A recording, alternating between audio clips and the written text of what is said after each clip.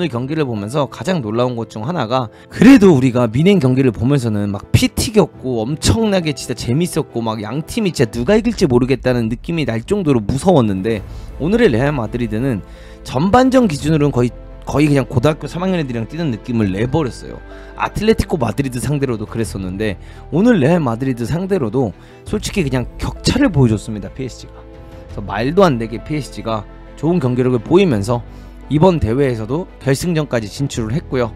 이강인 선수도 오늘 73분쯤 5분쯤 들어오면서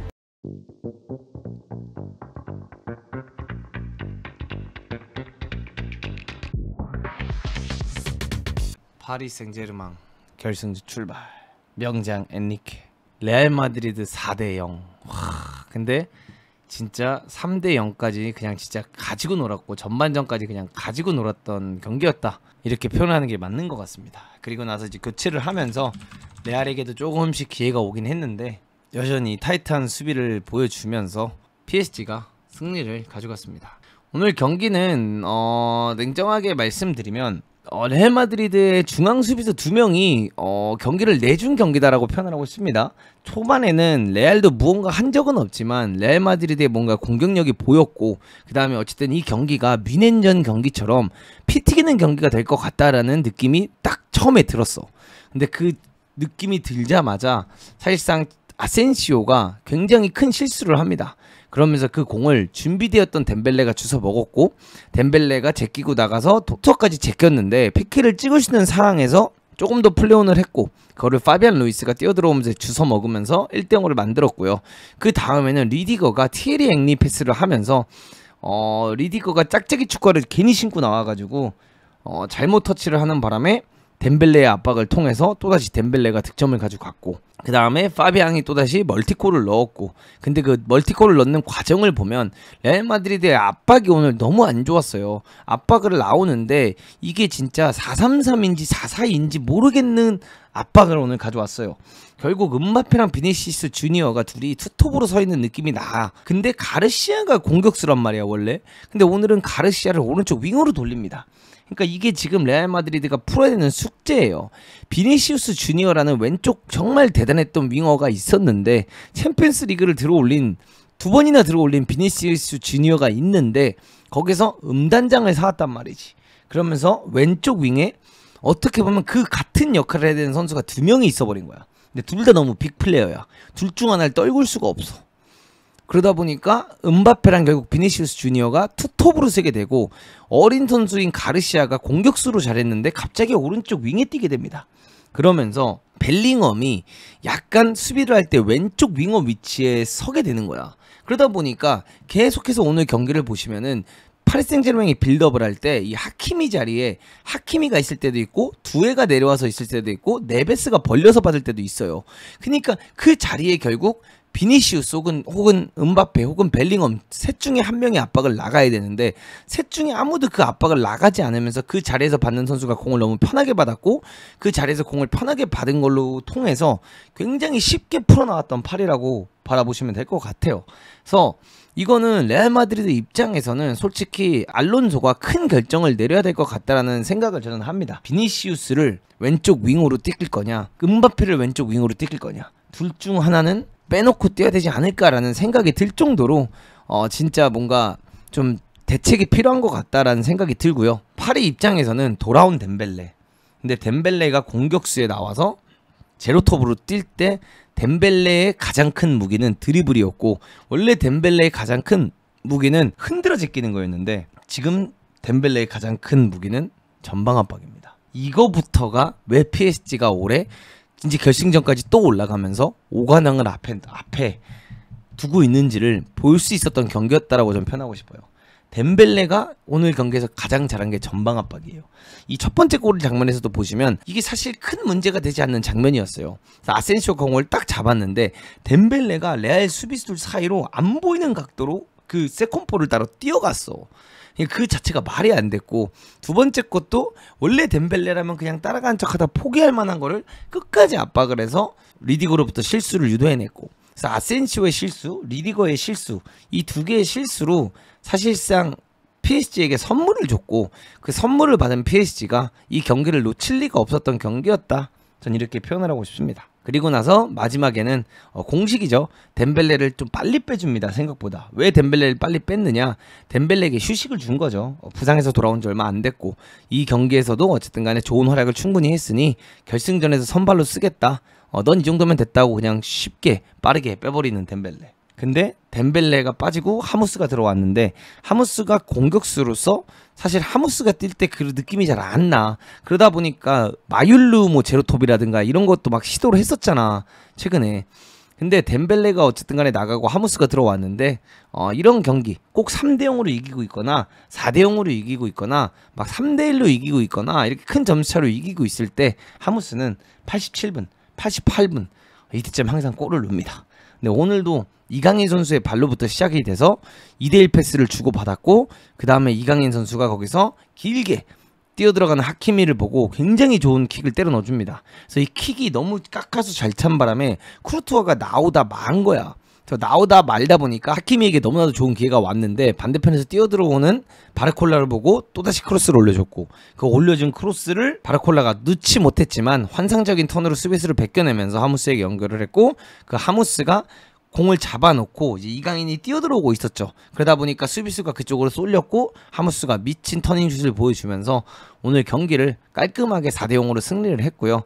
레알 마드리드가 사실 오늘 PSG를 많이 위협했냐라고 했을 때는 큰 위협을 한 적이 거의 없다. 이거 자체가 좀 놀라운 것 같습니다. 오늘 경기를 보면서 가장 놀라운 것 중 하나가 그래도 우리가 미넨 경기를 보면서는 막 피 튀겼고 엄청나게 진짜 재밌었고 막 양팀이 진짜 누가 이길지 모르겠다는 느낌이 날 정도로 무서웠는데 오늘의 레알 마드리드는 전반전 기준으로는 거의 그냥 고등학교 3학년 애들이랑 뛰는 느낌을 내버렸어요. 아틀레티코 마드리드 상대로도 그랬었는데 오늘 레알 마드리드 상대로도 솔직히 그냥 격차를 보여줬습니다. PSG가. 그래서 말도 안 되게 PSG가 좋은 경기력을 보이면서 이번 대회에서도 결승전까지 진출을 했고요. 이강인 선수도 오늘 73분쯤 5분쯤 들어오면서 13분에서 15분 가량 경기를 떼어주면서 또다시 피파 클럽 월드컵에서도 경험치를 쌓아갔고 진짜 대단한 시즌이다 라고 저는 표현하고 있습니다. 베랄두가 오늘 경기한 거 보신 분들은 아시겠지만 이 엔리케 호에서 마르키노스 옆에서 뛰는 센터백들이 수비력이 엄청나게 좋아지고 있다는 게 느껴져요. 파초도 한 시즌 만에 엄청 성장을 했고요. 베랄두도 이번 시즌 수비하는 거 보면 교체로 들어오거나 로테이션 돌았을 때 들어왔을 때 작년에 보이던 미스라든가 이런 게 많이 안 나오고 있어. 수비 지역에서. 그래서 결승전에도 파초 못 나옵니다. 파초가 그 다이렉트 레드였기 때문에 2경기 출장을 못하고 리카랑 파초는 벌써 휴가를 떠난 걸로 알고 있습니다. 왜냐면 이번 시즌 이 피파 클럽 월드컵 때문에 프리시즌 자체가 굉장히 짧을 거라서 미리 휴가를 그냥 떠내 보냈습니다. 그래서 이제 결승전을 첼시랑 하는데 결승전에서도 이강인 선수가 또다시 이런 식으로 이제 투입이 될 가능성이 높아져서 더 보기가 재밌을 것 같고 더 기대가 된다. 전 이렇게 표현을 해드리고 싶고요. 오늘 경기에서 누누 멘데스가 아까 그냥 3명 4명 막 벗겨내는 것도 그렇고 비티냐가 87분에도 박스 투 박스로 뛰는 것도 그렇고 네베스 제 미친 수비력 보여줬죠. 오늘 뭐 벨링엄이 됐든 귓러가 됐든 추아메니가 됐든 비니시우스 음바페 막 카운터택을 치려고 하면 그 자리에 모든 걸 막아준 게 네베스였다. 그러니까 이게 진짜 대단한 팀이다라고 저는 표현하고 싶습니다. 대단한 팀. 그리고 오늘 경기에서는 평점적으로 여기 지금 나온 거 보면 두에가 그렇게 높진 않지만 경기 시작을 알리는 선수가 두에였습니다. 진짜 디자이어 두에가 경기 시작부터 가르시아를 그냥 털어버리면서 사실 경기를 완전히 가져가 버렸고 두에가 경기를 좀 풀어줬어요. 초반에 두에가 경기를 풀어주면서 PSG에 좀 유난류가 돌게 되었고 이 팀을 진짜 그냥 제가 또다시 논란이 될 만한 이야기지만 하자면 과르디올라의 바르셀로나 넘어선 것 같습니다. 전체적인 측면을 바라봤을 때 알바 진짜 그 시절 알바 개 잘한 거 맞고요. 그 시절 다니 알베스 개 잘한 거 맞는데 하키미 누누 멘데스가 더 잘해 보여요. 그냥 그래 보여요. 하키미 멘데스가 그냥 더 단단해 보이고 슈퍼컵까지 만약에 우승을 하게 되고 첼시전에서 만약에 PSG가 우승을 하게 된다면 육관왕을 하는 팀이 되는 게 아닌가? 이런 생각이 듭니다. 진짜 육관왕을 할 수 있는 거예요. 이거 09년도 바르샤가 9관왕 하지 않았냐. 그 9관왕은 어떻게 할 수 있는 거야? 6관왕이 있다. 그 6관왕이 그 바르셀로나가 한 거야? 아니, 9관왕은 어떻게 할 수 있는 거야? 뭐 프리시즌 컷까지 합쳐야 9관왕을 할 수 있는 거야? 아니 9관왕을 할 수가 없는 게 리그, 그 다음에 9강컵, 그 다음에 챔스 이러면 3관왕밖에 안 돼. 그러니까 막 신도림컵, 아스날이 이긴 험블컵 이런 건 빼자. 프리미어리그는 4관왕이 가능해요. 5관왕이. 왜냐면 프리미어리그 같은 경우에는 프리미어리그 우승하죠. 카라바오컵 있죠. FA컵이 있죠. 챔스 있죠. 그럼 이러면 4관왕이죠. 피파 클럽 월드컵을 해 만약에 그럼 5관왕이야. 그 다음에 6관왕이 슈퍼컵. 6관왕이 맥시멈 아닌가? 어떻게 더 할 수 있지? 맥시멈 6관왕인데 9관왕이 나올 수가 없는데. 알건님께서 2008-2009 시즌 바르셀로나가 최초로 달성했으며 펩 가르디올라 감독하에 UEFA 챔피언스리그, 라리가, 코파델레이 우승과 더불어 UEFA 슈퍼컵, 스페인 슈퍼컵, 피파 클럽 월드컵. 그러니까 6관왕이잖아요. 네. 6관왕입니다. 6관왕. 6관왕이 맥시멈인 것 같습니다. 여러분들 9관왕은 하려면 아스날의 험블컵 추가해야 되고요. 추가해야 될 게 너무 많아요. 스쿼드 3팀으로 짜가지고 유로파리그도 나가야 되고요. 그 다음에 컨퍼런스 리그까지 나가가지고 모든 유럽 대회 3관왕을 다 하고 험블컵까지 해야 9관왕을 할 수 있어요. 그러니까 한 시즌에 유로파리그, 챔피언스리그, 컨퍼런스리그 다 이겨야 9관왕 가능합니다. 어쨌든 간에 뭐 제 아는 기준엔 그렇다라고 표현을 해드리고 싶고, 오늘 진짜 그냥 이 레알 마드리드 팀을 무슨 2부 리그 팀 혹은 프리미어리그에서 그 한때 우리가 봤던 스완지 시티 옷 유니폼을 입고 온 것처럼 보이게끔 PSG가 만들었다, 이렇게 말씀드리고 싶습니다.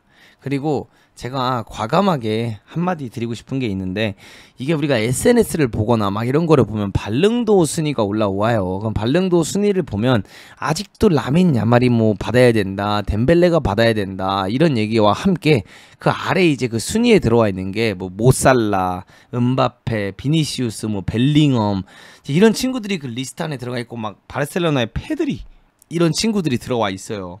제가 오늘부로 문도구 피셜 5관왕 정해드리겠습니다. 1등 발릉도 덴벨레고요. 2등 비티냐입니다. 3등 누누 멘데스고요. 4등 마르키뇨스. 그 다음에 5등 하키미.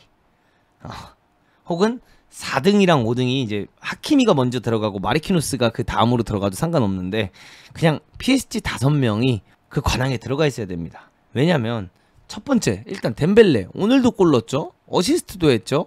8강에서도 잘했죠. 그냥 이번 대회 모든 거 싹쓸이 했죠. 덴벨레 들어가야죠. 그죠? 그 다음에 2등 비티냐, 포르투갈 국대랑 심지어 유로 네이션스까지 우승했어요. 비티냐 들어가야죠. 누누 멘데스도 들어가야 돼요, 여러분들. 왜? 얘도 이겼으니까. 근데 심지어 그러면 네베스도 있네, 생각해보니까. 네베스도 포르투갈이야. 근데 네베스는 포르투갈 대표팀에서 약간 아직 이 느낌은 안 나. 그러니까 네베스는 좀 빼야 돼. 그럼 이제 네 번째가 이제 하키미가 안 들어갈 수가 없어요. 그러니까 이게 페드리가 비티냐보다 위에 있다는 게 말이 안 되는 시즌입니다. 여러분들, 페드리가 어떻게 비티냐보다 발릉도 순위가 높을 수 있냐, 그런 리스트에 올라가는 거 재미로 올리는 거라고 해도 말이 안 된다, 이렇게 표현을 하고 싶습니다. 어쨌든 PSG 또다시 멋진 경기력을 보여주면서, 멋진 득점력을 보여주면서 이번 피파 클럽 월드컵에서 PSG가 레알 마드리드와 아틀레티코 마드리드 2등 3등 아닌가요? 작년 시즌에 라리가 두 팀을 상대로 8대0을 냈다라는 거. 2, 3등 상대로 8대0이 맞아? 이게 맞는 스코어인가? 어쨌든 이제 첼시와의 경기를 앞두고 있기 때문에 그 경기도 저희가 재밌게 보면 좋을 것 같습니다, 여러분들. 이강인 선수도 또다시 교체로 출전해서 뛰어서 너무 좋았던 것 같습니다.